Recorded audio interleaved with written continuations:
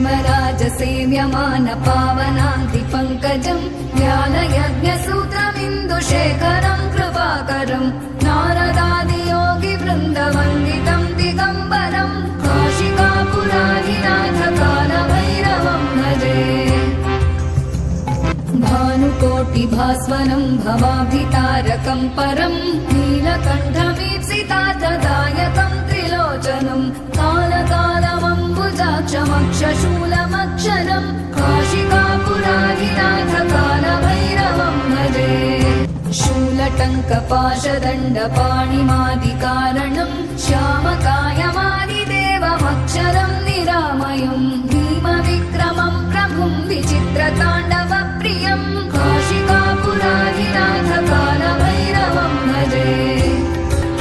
भुक्तिमुक्तिदायकम् प्रशस्तचारुविग्रहम् भक्तवत्सलम् स्थितम् समस्तलोकविग्रहम् विनिक्मणन् मनोग्रहेम किङ्किणीलसत्कटिम् काशिकापुराधिनाथ कालभैरवम् भजे धर्मसेतुपालकम् त्वधर्ममार्गनाशकम् कर्मपाशमोचकम् सुशर्मदायकम् विभुम् स्वर्णवर्णशेषपाशशोभिताङ्गमण्डलम् काशिकापुराधिनाथ कालभैरवम् भजे